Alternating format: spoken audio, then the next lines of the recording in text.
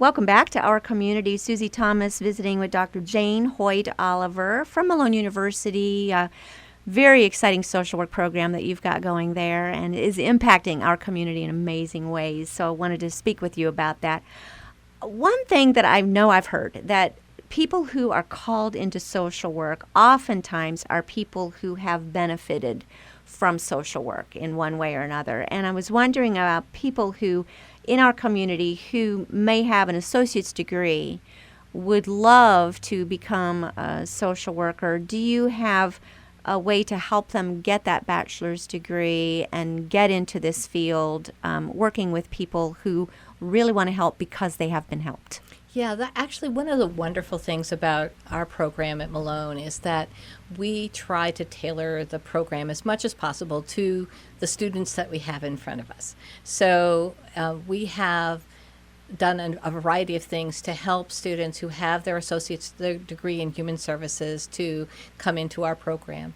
At this time, we try to have our classes either very early in the morning before work or later in the afternoon. And many of our courses are on specific days, so we try to have many of our courses on days at the same time, so that if you are working part-time, you can schedule your work hours and still be able to come to school. Oh, great. We've really tried to work with our students when there are specific issues that come up. We have one of the things we've noticed is that writing is sometimes particularly difficult. So we created a course this year with Malone's blessing to help students with their writing.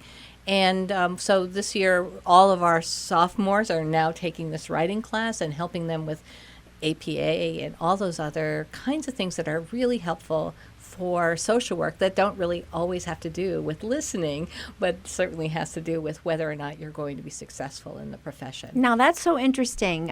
Would that be so that a person would be able to secure grants, or what part does writing play in the social work profession? It's really important because every note that a social worker writes with the consent of a client is a legal document. Wow. And so you need to make sure that you are accurate and clear.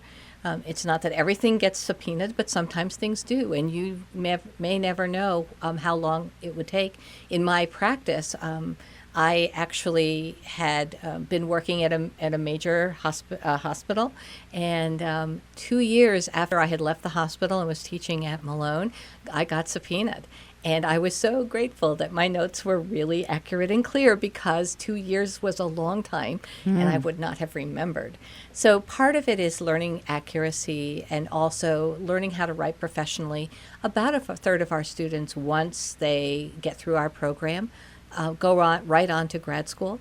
And then another third typically go sometime within the next 5 years. It's not a requirement, because you can get a license and practice all your life with a BA in social work in Ohio. But our students find that they enjoy the challenge. Our program is rigorous, but we work with each one of our students. We pride ourselves on working to make sure that students and their specific needs are addressed as much as possible towards professional behavior. Your students do so much in the community as far as projects, hands-on, great, roll up your sleeves, get into the trenches and do some work. Let's talk about some of those projects and things that they've done.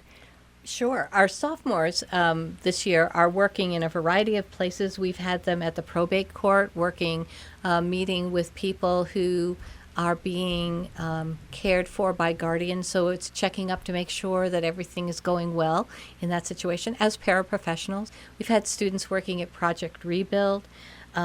We've had the Social Work Club has done a community event. And they have helped with some painting at the Goodwill. They have done a variety of projects that are campus-based as well. And so we really have been very active this year. We've partnered for 20 years with the Domestic Violence Project with Take Back the Night to speak out against domestic violence. And this year we had a wonderful event where we actually taught some prevention training and bystander training which was really exciting for our students as well as the community members. What do you do if you witness something that you think might be abusive? And it gives you some tools. It gave them some tools to use that. So that was fun. No, give us a tool or two. What do you do if you witness something that might be abusive? Well, I think one of the things you can do is to report it, or you can try to intervene, go in and try to distract somebody. There are, or taking somebody aside and saying, here's some resources, but a variety of things that you might be able to do. Certainly, we have one of the best domestic violence programs in the state, maybe even in the country, right here in Stark County with the Domestic Violence Project. So they are absolutely professional and can help anybody in those situations. You've mentioned a couple things, probate just now, and then a while back that one of the first things you had to write suddenly was subpoenaed. How much of a legal background do you recommend for someone to go into a social work field? Well, I think you just have to I think what you need is an ethical background. You need to be able to think well about your clients, to put your clients first, to be accurate, to know the difference between gossip and what's in front of you, to be very, very cautious and really work from a strengths-based perspective. So you're not looking always, you may be dealing with folks that have struggles, but you also need to be able to help them to see what's strong about who they are and what's resilient about who they are. Our students also, I think, our juniors this year, for example, are going to be working at Lighthouse Ministries, doing some work there, at the Stark Social Workers Network, the United Way, and then we have some folks working up at South Street Ministries, as well as World Relief and community building partnerships. So we really have students, these are just our sophomore and junior placements, and then our seniors are really all over the place. They work in aging, at the Department of Jobs and Family Services, in the hospitals.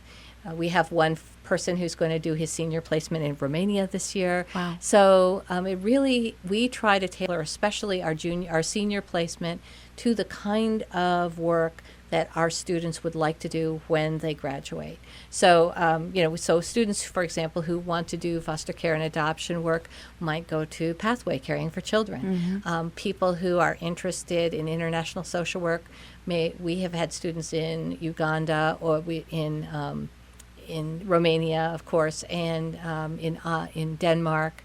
So we have these options available, and we try to make it as possible for the students to get the kind of career advancement that they might be able to as they can start their first program. And as you're talking about all the work that they're doing, the hands-on work, as we're in the community where our paths are crossing with these students, it's hard to remember, but we must remember they're still students. Yeah. So they're still going to class. They're doing the real thing, but they're still going to class Yes. and taking exams and so forth. And doing each of our seniors do a research project that's agency-based. So, for example, we had a student a couple of years ago who was working up at he did his internship up in Cleveland at one of the homeless shelters.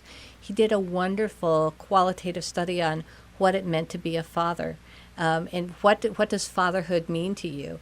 And what he discovered was that most of these folks were dads, but that they didn't really, they had not had dads. And so that sense of what it means to be a dad was something that then the staff could begin to work with these folks.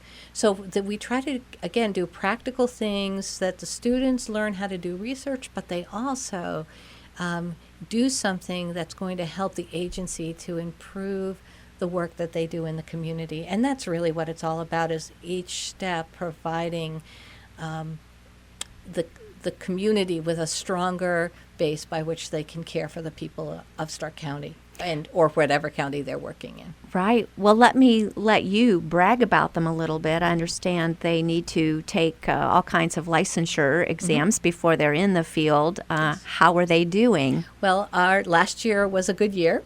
We have, in the last 7 years, actually, we've always had a pass rate for our licensure exam that was above the national norm. National norm's about 70. 1%. Last year was an exceptionally good year. We passed 100% of our students. So, Let's not gloss over that. Say that again. so 100% of our students passed the licensure exam.